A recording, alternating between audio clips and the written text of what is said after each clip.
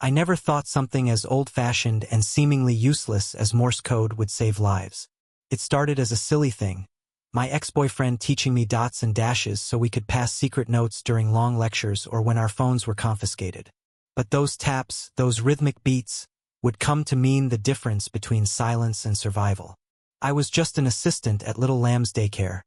Another too-cheap-to-be-true Victorian house with pastel walls and soft music playing through every room. At first I thought Margaret, the owner, was a godsend. Sweet, organized, and endlessly patient with the special needs kids. But then things started to feel off. The quiet children weren't just shy. They were afraid. Too afraid. Margaret's fingers never stopped moving, always tapping on her thigh, on the desk, against the table during parent meetings. I thought it was a quirk, maybe anxiety. I didn't recognize the code until one day. By pure chance, I caught her spelling out a single word while a little girl sobbed in the nap room. Useless. That was the first crack in the mask. The deeper I dug, the more uneasy I felt. The way Gary, the photographer, seemed too eager during picture days. How the same vulnerable kids were chosen again and again for special photo sessions in the back room. Emma, one of our nonverbal children, carried a teddy bear everywhere. I knew her mother, Lauren, had installed a tiny nanny cam inside it, just in case. It was meant to keep an eye on Emma's interactions with the other children, but I saw a chance to use it for more. With help from my scout friend Tyler, who knew tech and surveillance like the back of his hand, and Maya, my roommate, who could outcode most hackers twice her age, we set up a plan to expose Margaret and Gary. Tyler staged a distraction during picture day, fake juice spill, chaotic cleanup, and swapped Gary's memory cards. Meanwhile, Emma's bear would capture the real horror unfolding behind closed doors. Lauren lingered just long enough to see her daughter off and mouth a simple command. Stay calm. I tried.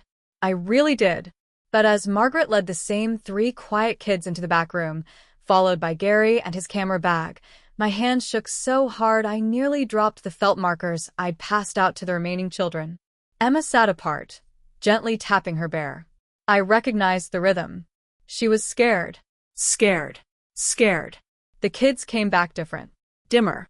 Hollowed out. The ones who used to laugh now curled up in corners.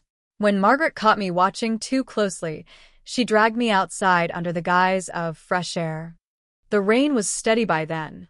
Her mask slipped entirely. She leaned in and hissed, I know what you did.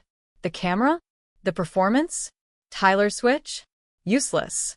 The files are transmitting to a dead server. We jammed the signal an hour ago.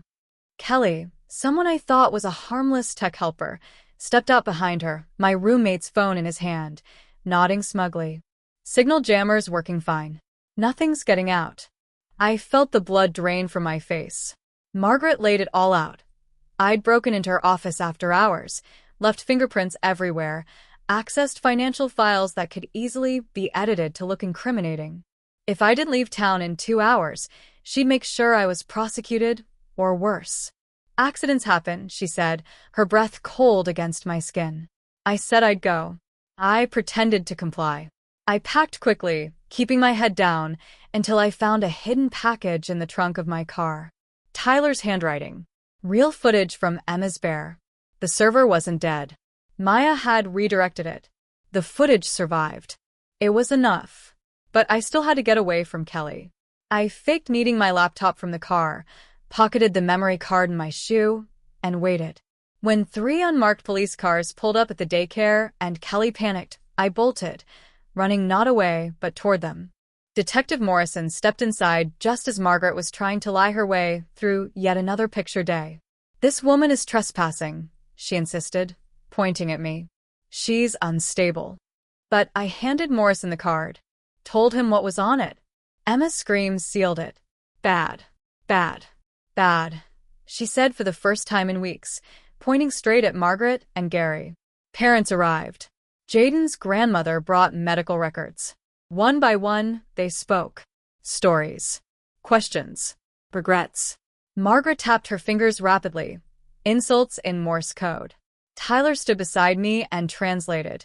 She's calling you idiots. I shouted over the chaos. That's her real voice. She's never stopped talking. You just weren't listening. They arrested her. Took Gary, too. Kelly tried to flee, but Maya had been feeding him false information for weeks. She showed up with proof of his sabotage and had him arrested on the spot. The memory card sparked a federal investigation. The footage was worse than we imagined. This wasn't just abuse. It was trafficking. Gary confessed, named other centers in other states. Margaret tried to plead innocence, but the jury didn't buy it. Emma testified using Morse code, Tyler translating.